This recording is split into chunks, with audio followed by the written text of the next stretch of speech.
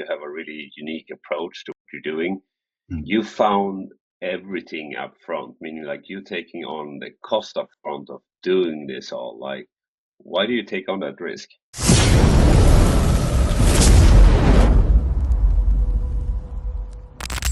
Okay, Marcus, super fun to have you here today. I'm so happy that you choose to join in and that we get to spend some time with you, get to know you and your business.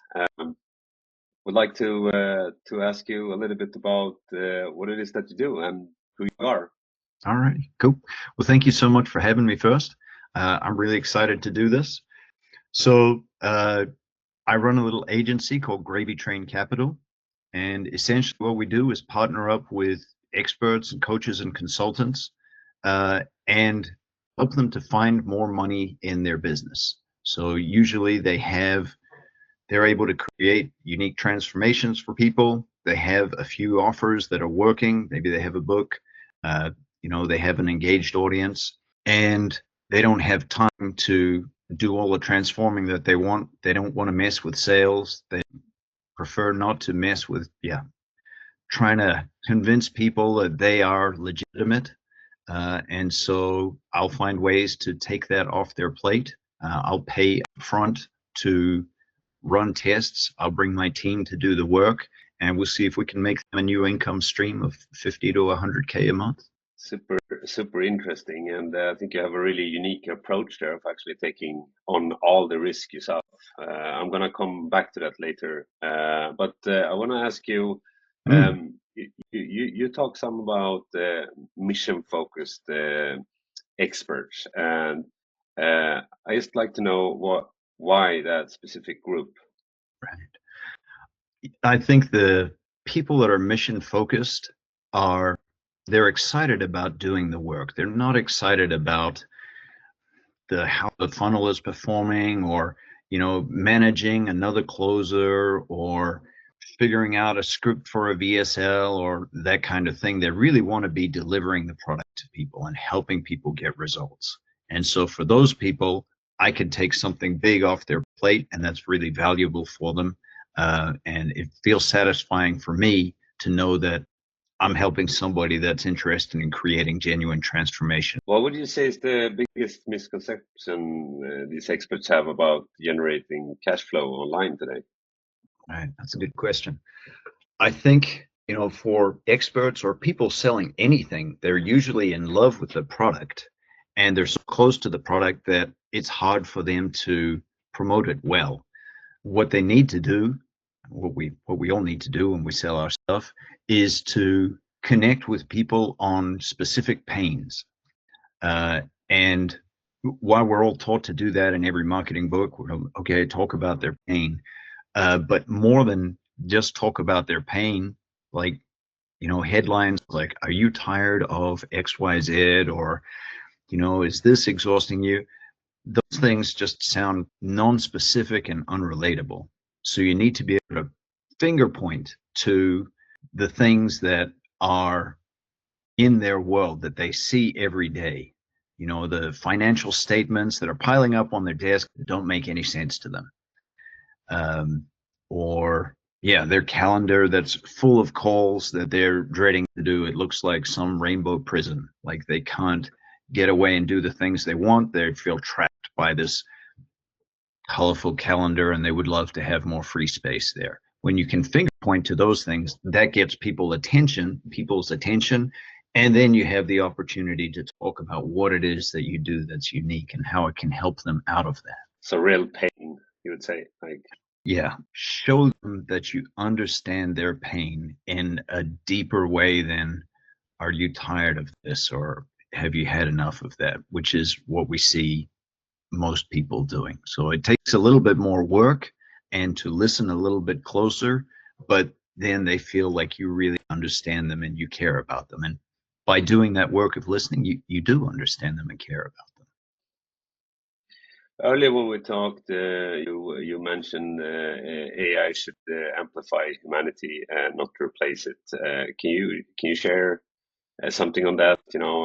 Time where authenticity beats automation in one of your products or similar? Sure. Yeah. So we we worked with a company, business leadership coaching company, and it was just Corona had just finished. They had a stripped down team.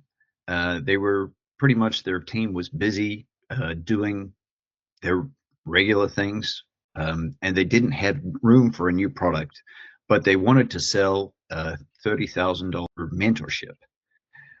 And it sounded to me that, yeah, they didn't want to invest in training up a sales team. They didn't want to invest in the funnel and the VSLs and all of that kind of stuff because they didn't know if it was going to work. We were fresh out of Corona, and so they weren't sure if people wanted to spend money or if they would engage with something like that. The coach that we were working with, he has a big name, and he'd done the mentorship before, but not at that price point. It was a stretch for him. So they had a lot of things they were nervous about. So rather than sending out automated emails or however else they might have approached that, you know, like squirting out ads and hoping that people would join up, we approached their email list where they had a lot of goodwill and love for that coach was built up. The company had no idea that that was there. But when we connected with the list, not in a, hey, buy this thing way, but in a way that said, hey, are you trying to solve this problem? Then we got a lot of response. And we actually raised the price on their package. We made it $36,000. And we were able to sell 32 spots in just over 2 months. And we just used chat and a Google Doc. And it was just about having that genuine conversation with people, using what they were telling us and using that to refine our funnel. Yeah, it was a big win for them. They were really happy. They were excited that they were able to launch that offer. And yeah, we were really happy to be able to connect with the people we were helping and hear some really interesting, genuine stories that we're then able to leverage for other parts of the business. And just to clarify here for anybody listening, we're kind of taking then something that was AI written and a bit more of a general approach to talking to your list, to hyper personalized, targeted on specific pains that you found about that audience that was in that list. Am I correct? That's right. Yeah. Also, at the start of Corona, I don't think AI was even on the radar for us. You know, people weren't thinking so much about AI as any kind of a tool or a threat or anything. So it was just conventional marketing approaches of like, don't talk to the customers, but just throw things out there and see who bites. And our approach was, let's have genuine conversations with these people over chat and then leverage that material to turn it into an offer that's easier and easier to sell as we go. Amazing. How would you say that you find sales in other people's audiences like that, like without relying on traditional ads and stuff? You say a little bit about chatting. Can we dig deeper into that? Right. How would a Okay. conversation like that look like?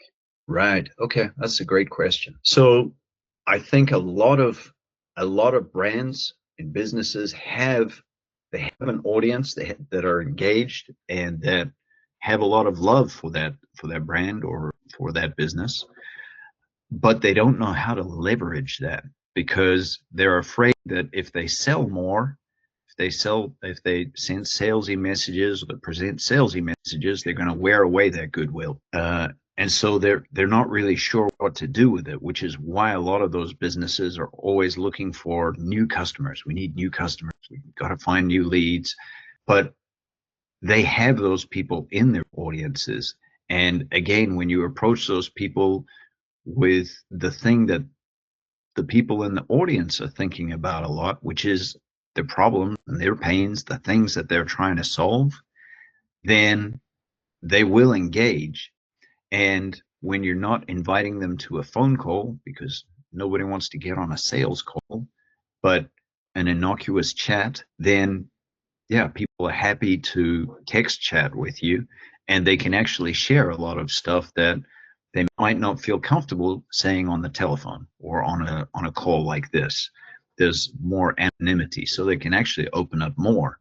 And the trick to doing that, what it looks like, is a lot of, well, keeping it centered on them and their experience, and letting them really feel seen and understood in the conversation. So letting them know that you understand what it is that they're doing and you're genuinely interested in trying to solve their problem. And also a giant gold nugget that I don't think, yeah, people don't really talk about so much. I paid a lot of money to learn this, was call out problems before they, call as the salesperson, say, hey, I think this is going to be a problem. Like, I don't think this is going to work for us because da da da da da.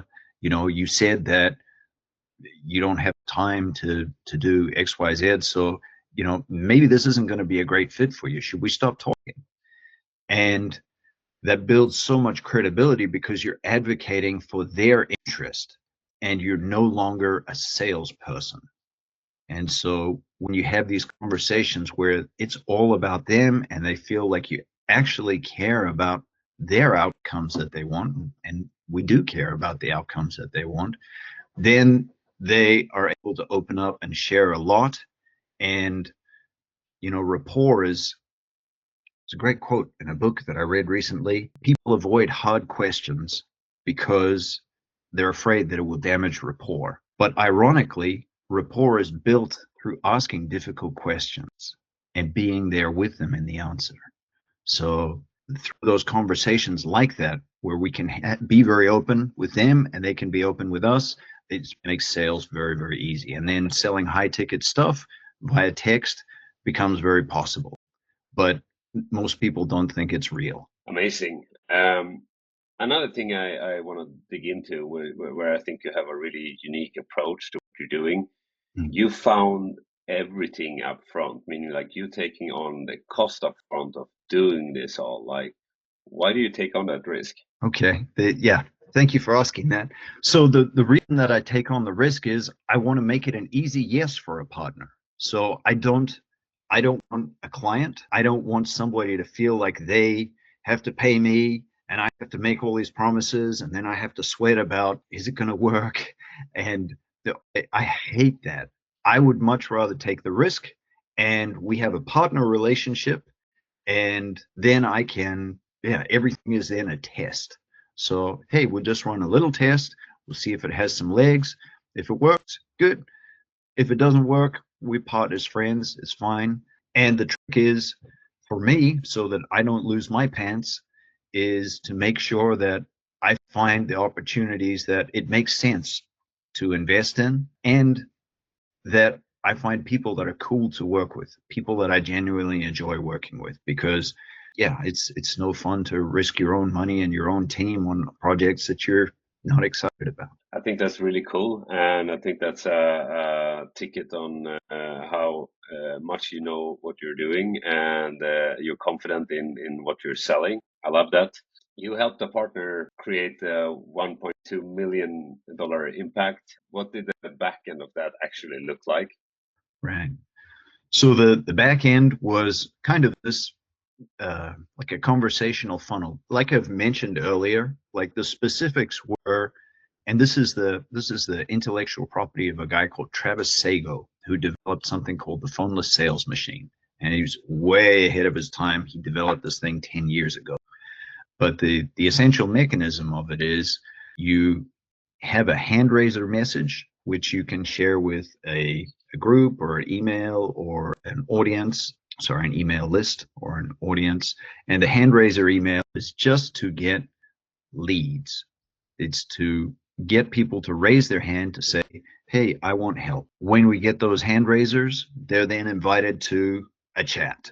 And that's the chat we talked about earlier. And the chat is completely focused on their experience, because just like a text chat, if people are saying stuff you don't like, it's really easy to walk away or to, go to your next chat or whatever it is that you have to do. So it needs to be compelling for them. So it's completely focused on their experience, and it helps to clarify for them what it is that they're actually up against, because oftentimes they're not conscious of, oh, wow, I've been trying to solve this for a long time. It's been 10 years already. I've spent $35,000 on this. I had no idea I'd spent that much money. Oh, my wife is getting really sick of me complaining about this. There are a lot of implications that people often don't have time in their busy lives to join the dots on. So when they have somebody that will just listen to them, they can join a lot of dots, and that uncovers their commitment to solve this problem. So they go from the email to the chat, and then once we've confirmed that they're really committed to getting an outcome, so we're not qualifying on how much money they have, we're qualifying on, are they committed to creating an outcome? Then we can present them the offer, because that's when they're open. We get them to a point of they've made a decision that they want to solve this. Now they're open to an offer.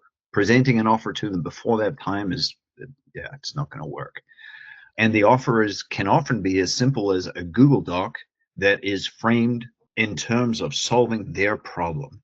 So it's the specifics of solving their problem, how we do it, how our approach is unique, what results they're going to see, what's going to get done, so that they can, yeah, there's nothing persuasive. It's not a sales letter. It's an invitation. And that gets people to say, yes, please, I want to do this. And, you know, another thing that surprises people is we don't talk a lot about deliverables, in the offer. And that's because people don't really care so much about deliverables. They want a result. So yeah, people that are, it used to be a thing for copywriters to have the value stack where you're going to get 17 hours of videos and 25 PDFs and all the rest of this People stuff. here is like, Yeah, right.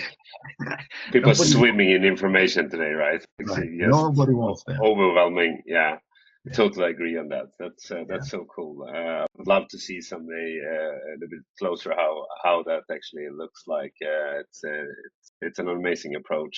What one message would you wish every mission-driven expert understood about their communicating their values? Well, connect with people on their pain. Your offer is, how do you help people get out of their pain? How is your offer a bridge from their pain to, we call it Heaven Island, the place that they want to get? That's what their offer is. Nirvana, right? Yes. Yeah. Yeah, so do that. And also, you probably have a lot of assets that you're not thinking of. So maybe you have a lot of goodwill in your audience. Maybe you have people in your network that have a great audience that aren't solving the problem that you're solving. So you can connect there, maybe similar to your approach, Christian. There was a book a long time ago, I have it here on my desk, but it was basically that there are opportunities to find your people, to find leads, even if you don't have them. You probably have them, but you don't know how to find them. Like they're right in front of you, you don't know how to find them. So usually you have what you need, is probably what I'd say. That's great. I would like to ask one last question. I know your time is valuable, Marcus, and I'm happy that we've got you on this long. But as a last question, what would you say to experts who's burned out? I run into a lot of overwhelmed and unsure, and whether they should keep going. They have a cash flow today. They have a business where they have a bunch of employees and clients, but they're just like feeling like they're not walked into the wall yet, but they are constantly going alongside it. Do you Mm. have a message for those people? Yes, yeah, and it ties into kind of what you do, which is leverage. Like the answer now is not, spending more hours and taking more time. Like if you're a creator that's already built something that has helped people already, there's so many ways that you can leverage that won't make you have to work harder. You can put that into other people's business flows. AI will just about create courses for you. There's so many ways to leverage your IP and your creation, your hard work, without you needing to wear your fingers to the bone. But you know, we all grow up learning that we got to work hard, and so it's sometimes hard to let go of that. Thank you very much for joining in today, Marcus. I really appreciate taking the time. I hope that I get to spend more time with you and hear more about what you do in your adventure. Super cool to have you on. Thanks so much for having me, Christian. It was a real pleasure. Hopefully I wasn't too long-winded. No, amazing, Marcus. I hope to speak to you soon. All right. Thank you.